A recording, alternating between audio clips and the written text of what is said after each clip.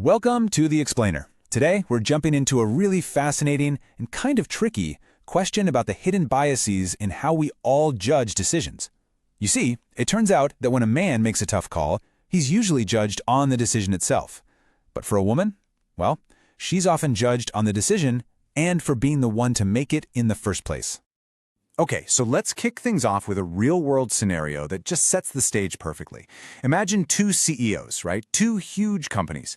They make the exact same, pretty controversial decision, and they do it within 1 week of each other. Now, logically, you'd think the public reaction would be about the same for both, right? Well, let's see what actually happened. All right, let's rewind the clock to 2013. A media firestorm absolutely erupts when a major tech CEO decides to end the company's work-from-home policy. Now get this, just 1 week later, the CEO of a massive retail company does the exact same thing. So on one side, you've got Marissa Mayer at Yahoo. Her decision was front-page news for years. People talked about it endlessly. And on the other side, Hubert Joly at Best Buy. His decision was, well, it was barely a blip on the radar. I'm sure you remember the controversy around Mayer's move, but be honest, have you ever even heard of Joly's? Now, the logical assumption here, and it's a fair one, is that Yahoo, being a big tech company, must have had way more remote workers. So, of course, her decision was a bigger deal. It just makes sense. But it's completely wrong. The actual numbers are, frankly, staggering. Joly's decision over at Best Buy, it impacted 4,000 employees. Mayer's decision at Yahoo, just 200. So his decision affected 20 times more people, yet he faced just a tiny, tiny fraction of the public backlash. And this, right here, perfectly illustrates the core issue we're digging into today. So you have to ask, if it wasn't about the number of people affected, and it wasn't about the timing, both of them were new CEOs trying to turn their companies around, what was it really about? Well, the evidence points to a really powerful, and often totally unconscious, double standard. We just seem to question decisions made by women way more intensely. And look, this bias, it's not just some new thing from the corporate world. It's actually a pattern with deep, deep historical roots, and it shows up in some of the most personal and critical moments of our lives. Let me tell you a story about a woman named Barbara Winslow. The year is 1968, and at just 23 years old, she's facing this absolutely terrifying medical situation. The way it worked back then was she'd be put under anesthesia for a biopsy. If the lump was cancerous, the doctors would perform a full mastectomy right then and there. She would literally wake up not knowing if she still had her breast. So as the doctor is explaining all this, he hands the surgical consent form not to Barbara, but to her husband. And when she asked him why, this was the doctor's unbelievable word-for-word response. He actually believed that she, the patient whose body it was too emotional to make a rational decision about it. Now, it's so easy to hear that story and just think, wow, that is just shocking, but thank goodness we've moved past that kind of thinking. But have we? Really? How much has actually changed in the subtle ways we grant or withhold decision-making authority based on someone's gender? Well, a 2011 study looked at conversations around a routine colonoscopy. That's a screening that's recommended for both men and women. Researchers found that doctors asked 71% of men, "Do you want to do this test?" giving them the choice. But for women, only 57% were asked. That means they were far more likely to just be told what to do. The bias, it seems, is still with us. You know, this deep-seated bias also shows up in how we interpret basic human emotions. There's this one fascinating psychological study that exposes this in a really, really clear way. So the setup was pretty simple. People were asked to watch a video of a job interview. In the video, a candidate, who was played by a professional actor, was asked about a time they messed up at a previous job. And the actor, following a very specific script, tells the story and expresses anger about it. But here's the twist. Some participants saw a male actor and others saw a female actor.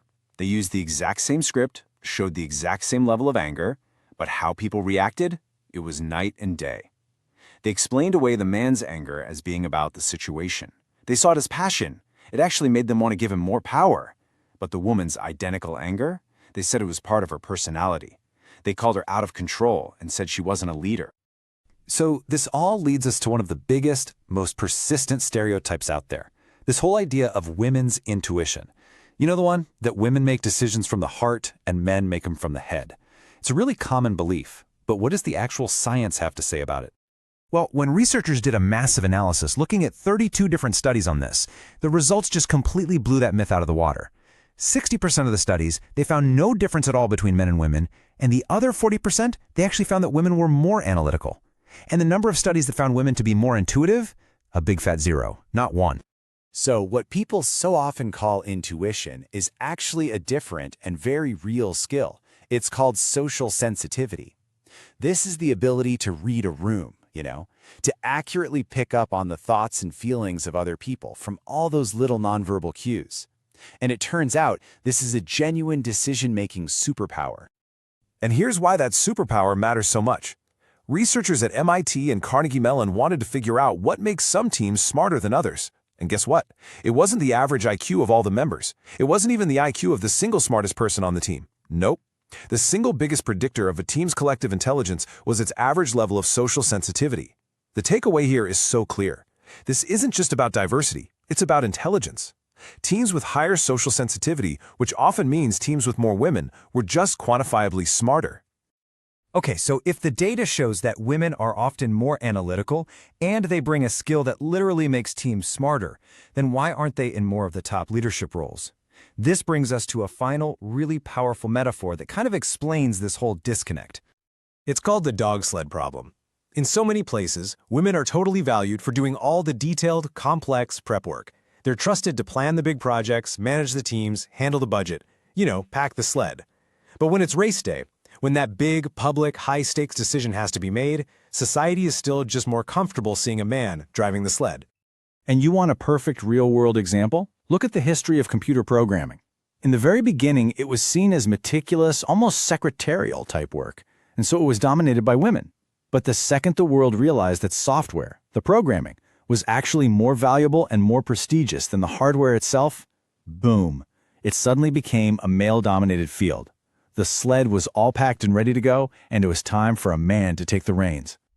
So the really important takeaway here isn't that women need to change how they make decisions. The data shows their approach is already incredibly effective. No, the real challenge is for all of us to change the system, a system that still scrutinizes women more and rewards them less for the exact same choices and actions. Because, getting this right, it isn't just about fairness or equality, it's about performance. It's about being smarter. When we judge decisions based on their actual merits, not the gender of the person making them, we unlock the full potential of our teams and our organizations. And that leads to better, more intelligent outcomes for absolutely everyone.